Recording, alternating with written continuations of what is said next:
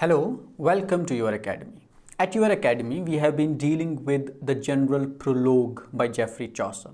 The General Prologue is a very long poem. It would take a minimum of 30 or 32 lectures to complete this poem, and we have so far delivered quite a number of lectures on the General Prologue. We have dealt with a number of portraits or characters from the General Prologue. And if you want to watch any lecture on any of the character, on any of the portraits from the General Prologue, you can check out this link. It will take you to the playlist section of the General Prologue. For that matter, if you visit Your Academy's homepage, go to the playlist section. In the playlist section, you will have lectures on various writers, works, or genres. They have been classified accordingly into the playlists, and it becomes easy for a person to watch or find a lecture in the playlist section.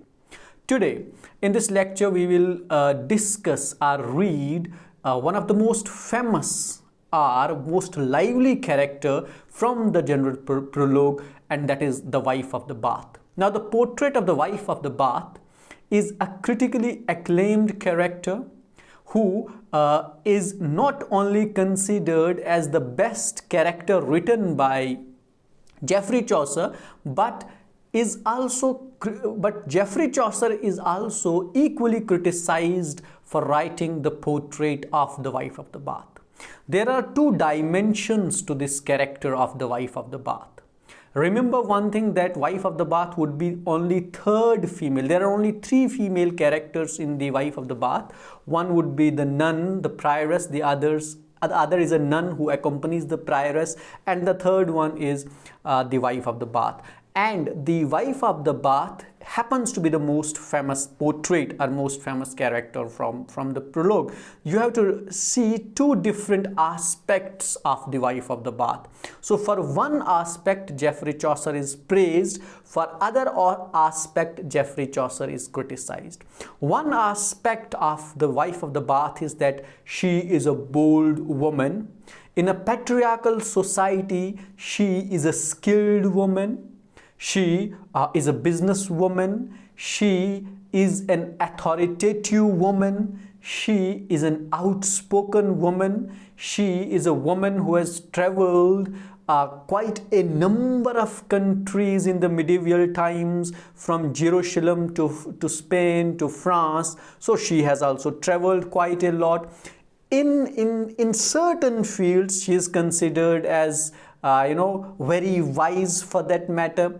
But contrasting these things with the other side of the wife of the Bath, she has been presented as a very loose charactered woman, and some people go to the extent of saying that the portrait or the character of the wife of Bath is based on some whore or harlot of Chaucer's time. So these are two different dimensions. So for one aspect, Geoffrey Chaucer is criticized for presenting to us a woman and discussing her in such a disgusting way when it comes to her character. But on the other side, he would be presenting to us a very bold and skilled woman. So let's take up the portrait of the wife of the Bath and read it and find what Geoffrey Chaucer has to say.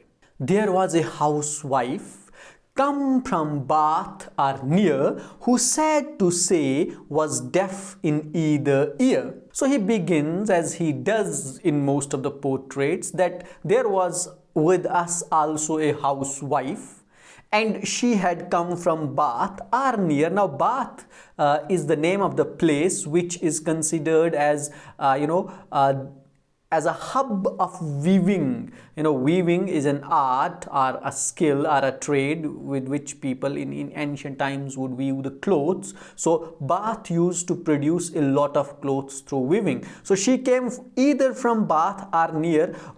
Chaucer is not absolutely certain that whether she came exactly from the Bath, so he uses another word, near. And then he says that it's very unfortunate to inform you about this wife of the Bath that from one ear she was deaf.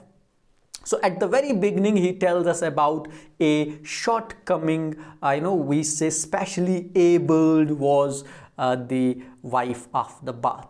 At making cloth, she had so great a bent, she bettered those of Ypres and even of Ghent. Now, in the third and fourth verse, he tells us about the skill of the wife of the Bath.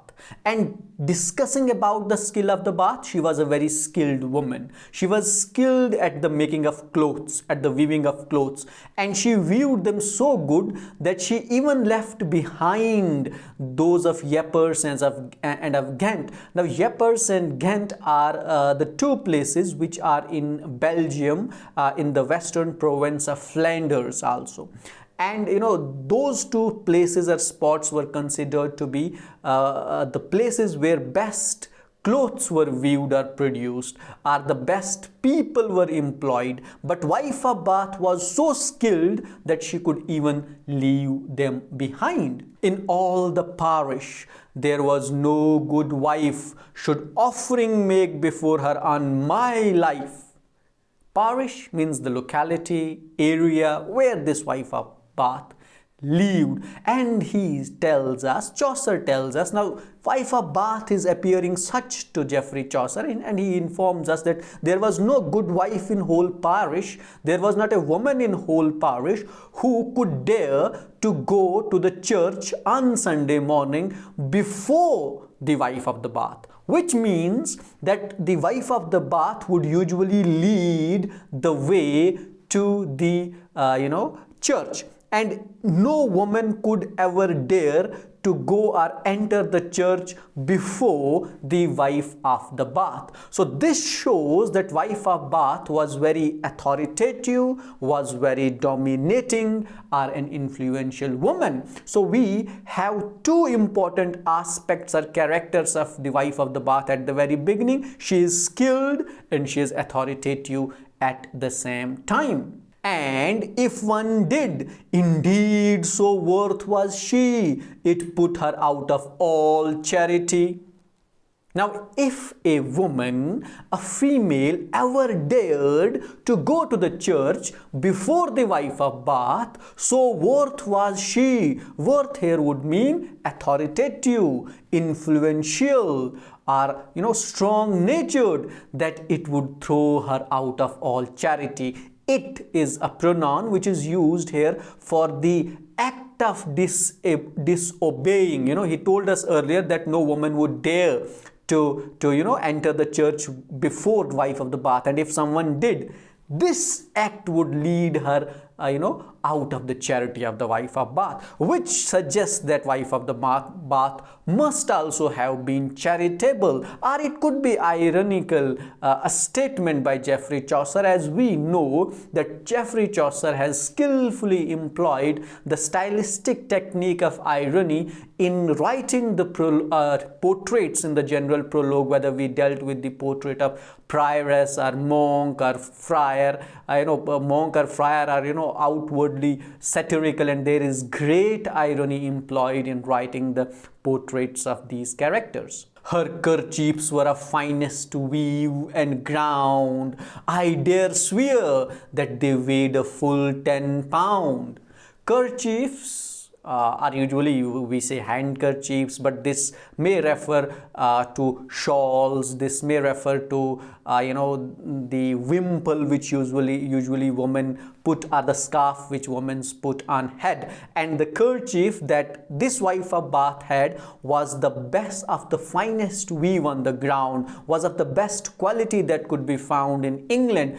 And to tell you, I dare swear, I can swear by God that the weight of her kerchief was around 10 pounds. Now, if you convert this 10 pound into kilograms, they are around 4.5 kilograms. So you will find that these kerchiefs were very heavy and they would look very odd. So here comes that element of irony where Chaucer is not praising this aspect of the wife of the Bath, but is rather criticizing or telling us in an ironical manner that she is putting a kerchief or a wimple of 4.5 kgs or 10 pounds, which of a Sunday she wore on her head. Her horse was of the choicest scarlet red. And this kerchief she would usually put on her head on Sunday. Now here is a bit of ambiguity. Now she would put this kerchief on Sunday, and perhaps she has also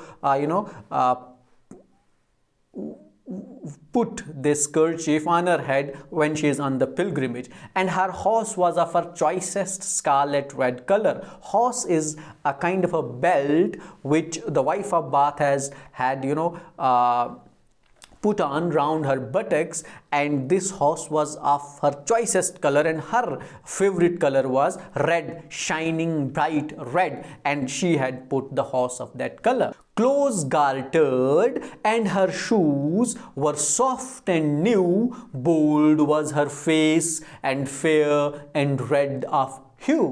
Now he continues to tell us about the attire of the wife of Bath, and he tells her that her stockings, her clothes were close gartered. Now close gartered means, there are some people, who tie their stockings or their pants, with certain belts, who are, tied to the shoulder and they go down. Or, I'll just put this image on. This is how a gartered person looks like. They put these ribbon type of clothes, or a part of cloth round their stockings and tie them up. So she was also closely gartered. Her shoes were costly and they were new. So he's giving us information about the shoes that she wore. And her face was bold, and it had a red hue, which means that she was healthy. Now this bold face, which he is telling us, could be that she had a heavy face, which is in contrast to that of the prioress, the nun, or it could also be the boldness that is there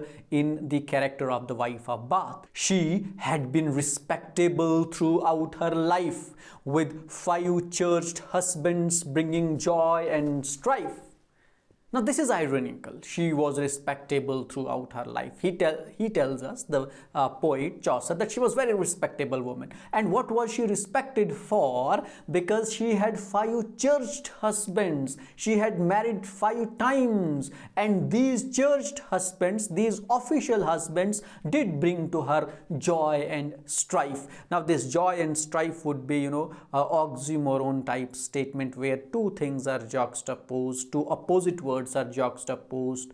Joy means happiness and strife means misery or difficult times. So this, from here onwards, Geoffrey Chaucer would slip or digress in his attitude or in his opinions about the wife of the Bath, and now he would tell us not good things about the wife of the Bath. And that is why I said at the very beginning of this lecture that there are 2 different aspects of the character of the wife of Bath. One, she is a very distinguished woman, distinguished based on her skill, based on her attitude, and based on her influence or authority that she has. And the other aspect begins now, where her loose character is presented. Not counting other company in youth, but thereof there's no need to speak in truth.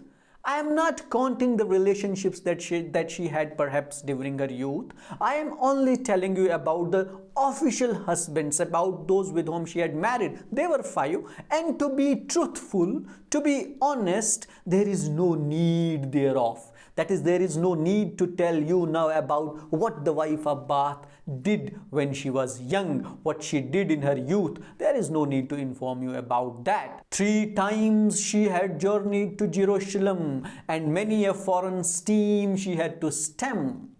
Now this is another good aspect or brave aspect of, or the, for that matter, a positive aspect of the wife of the bath, because not many people in medieval times in patriarchal society had the luxury of traveling the world, but the wife of Bath has been to Jerusalem no less than 3 times, and besides being to the Jerusalem, she had the opportunity to go to many places around the world through sea routes, through sea. In medieval times, back then, there were not the transport system that we have in the modern times either. People used to travel on the horseback, or they used to take the sea routes and visit from one place to other on ship and boats. And our wife of the Bath had also been to quite a number of places.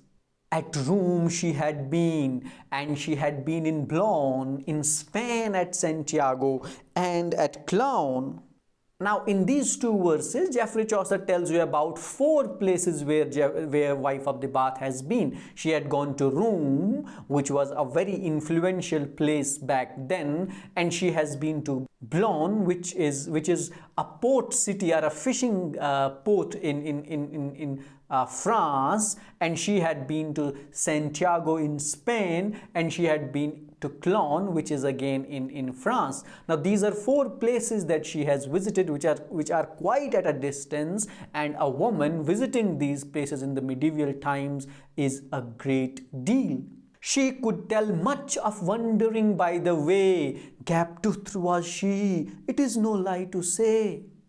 Now, this statement that she could tell wandering the way was earlier used by Geoffrey Chaucer for Friar. When he was dealing with the portrait of Friar, he told us that Friar knew almost all the routes, streets, paths, ways, and if at times anyone forgot his route, his way, his road, Friar could lead him to the right path.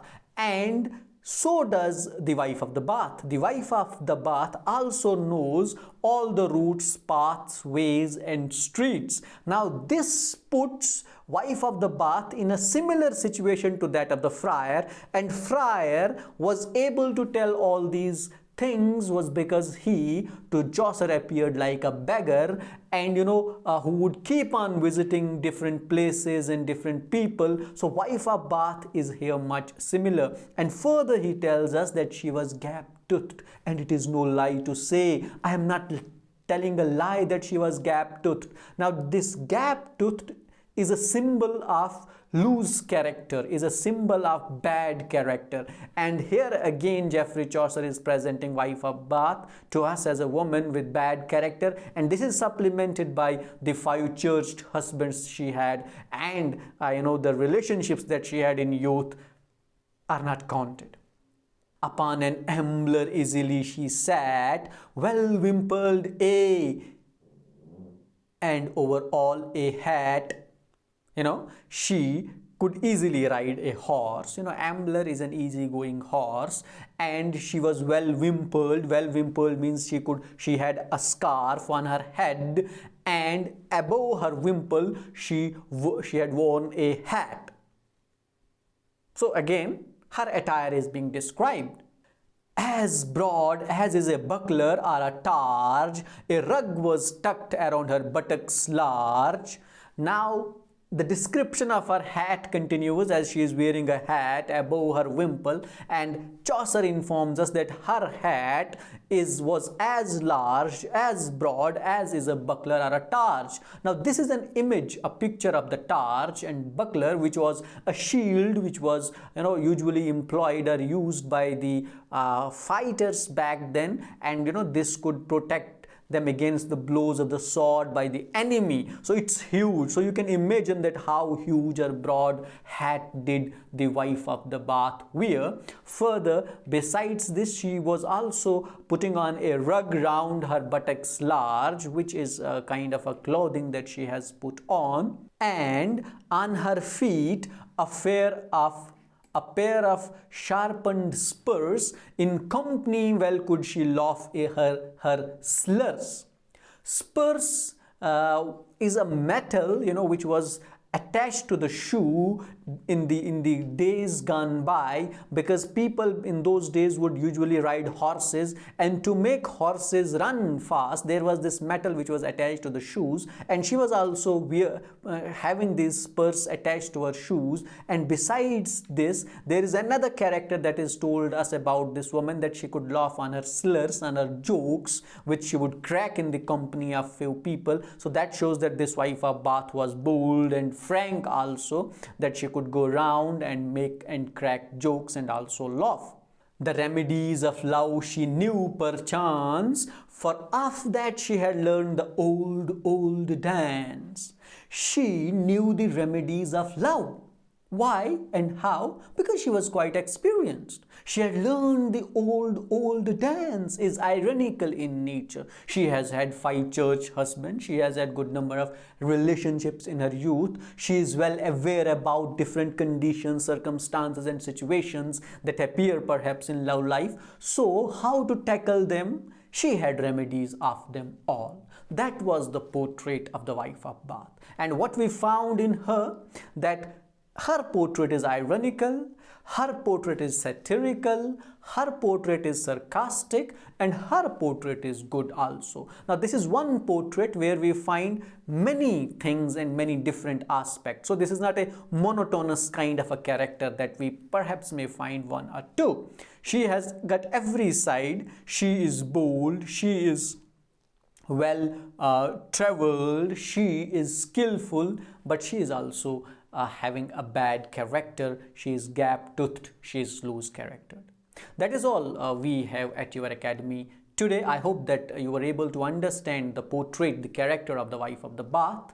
For more lectures on the general prologue, you can continue watching. You can click on this end screen. It will take you to the playlist section of the general prologue, and you can click here to watch the next portrait, which is the portrait of the parson. You can click there at the top to subscribe your academy. For more interesting stuff, keep watching your academy. Don't forget to share, like, comment and subscribe your academy.